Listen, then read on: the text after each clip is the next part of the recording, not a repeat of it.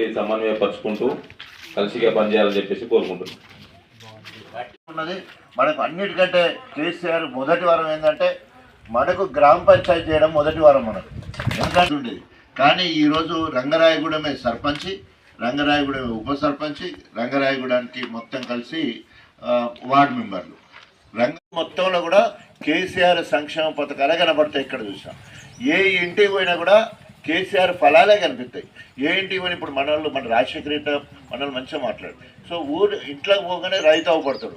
ఆ రైతుకు 11 సార్లు 73,000 కోట్ల రూపాయలు దేనిగా టింగ్ టింగ్ అని పడ్డదంటే పైసలు పడ్డట్టేగా టింగ్ టింగ్ అంతే 2 శబ్దాలు. అంత గొప్పగా ప్రతి రైతుకు అడగకుండానే మనం అడగలే ఎన్నడూ కూడా రైతు బంధు కావాలి. కానీ అయినంతటనే పుట్టి ముందు 4,000 అన్నాడు, తర్వాత 5,000 అన్నాడు పసలకు, 2 పసలు 10,000 రూపాయలు ప్రతి నెల ఇచ్చే కార్యక్రమం. తర్వాత ఆ రైతుకు ఉచితంగా విద్యుత్తు కరెంటు ఉచితంగా ఎంత నువ్వు 3 HP పెట్టుకో, 5 HP పెట్టుకో, 10 HP పెట్టుకో, 7 HP పెట్టుకో, ఎన్ని HP అయినా పెట్టుకో, ఎన్ని బాయిలు అయినా పెట్టుకో, అంతా ఫ్రీ. మళ్ళీ నాణ్యమైన కరెంట్ మోటార్లు గాలిపోనంత గొప్ప కరెంట్ ఇచ్చిన నేత కేసీఆర్ గారు. అంటే పెట్టుబడి అంతా కూడా కేసీఆర్ పెట్టేది. ఇవాళ పేపర్లలో చూస్తూ ఉన్నాం స్పీకర్ గారు ప్రసాద్ గారు అందరికీ నోటీస్ ఇస్తున్నారట ఎమ్మెల్యేలకు. మీరు ఏ పార్టీ చెప్పాలని డిమాండ్ చేస్తాడు, నోటీస్ ఇస్తా ఉన్నాడు. ఎందుకంటే సుప్రీంకోర్టు ఇప్పటికే మొట్టికాయలు వేసింది. జనవరి 17వ తారీఖు నాడు మరి వాళ్ళకు నోటీస్ ఇవ్వని చెప్తే స్పీకర్ ఇప్పటి వరకు ఇవ్వలే. స్పీకర్ కూడా ఒకవేళ కనుక నోటీస్ ఇప్పటికి ఇవ్వకపోతే కంటెంప్ట్ ఆఫ్ కోర్టు కింద స్పీకర్ను కూడా కోర్టు గుంజవలసి వస్తుందని భయపడి ఈరోజు దిగొచ్చి నోటీసులు ఇస్తున్నట్టు తెలుస్తుంది.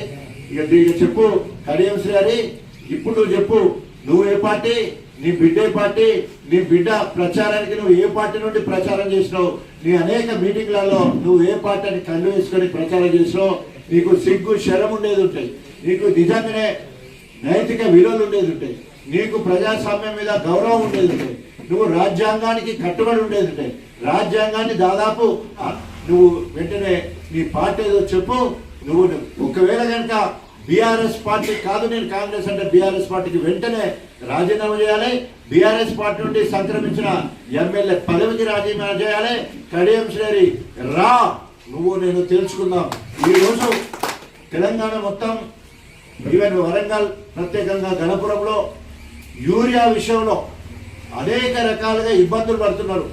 ఇప్పుడే మహబూబాద్ ఒక తండాలో రైతు పొద్దు నుండి ఏం తినక మరి సోయిద ఏమంటారు స్లోకోలు పోయి వెనక పడితే సొమ్మసెల్లి వెనక పడితే తలక పగిలింది.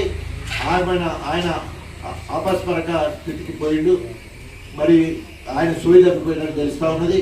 అనేక మంది రాత్రిపూట వచ్చి ఆడవాళ్ళు సైతం అక్కడ పడుకుంటున్నారు, సద్దులు అక్కడే తెచ్చుకొని తింటున్నారు. తర్వాత ఆధార్ కార్డు పట్టుకొని వస్తున్నారు, పాస్బుక్లు పట్టుకొని వస్తూ ఉన్నారు. అక్కడే రోజుల తరబడి నిలబడ్డా కూడా రావడం లేదు యూరియా. మరి సరైన ప్రణాళిక లేకపోవడం వల్ల, బఫర్ స్టాక్ ఉంచుకోకపోవడం వల్ల 10 సంవత్సరాలు బీఆర్ఎస్ ప్రభుత్వంలో వివిధ 28 రాష్ట్రాలలో ఎక్కడ యూరియాను వాడుకోపోతే ఆ యూరియాను తీసుకొచ్చి తెలంగాణలో స్టాక్ చేసుకొని బఫర్ స్టాక్గా ఉంచుకునేది. ఎప్పుడు అడిగితే అప్పుడు ఇచ్చేదానికి సిద్ధంగా ఉండేది. అట్లా కాకుండా యూరియా మీద వ్యవసాయ శాఖ మంత్రి కానీ, మరి ముఖ్యమంత్రి కానీ, ఇతర మంత్రులకు కానీ ఎవరికి కూడా అవగాహన లేకపోవడం వల్ల ఈరోజు ఈ వానకాలం 9,80,000 మెట్రిక్ టన్ల యూరియా రావాల్సి ఉంటే ఇప్పటి వరకు 5,32,000 మెట్రిక్ టన్ల యూరియా మాత్రమే వచ్చిందని లెక్కలు చెప్తున్నాయి.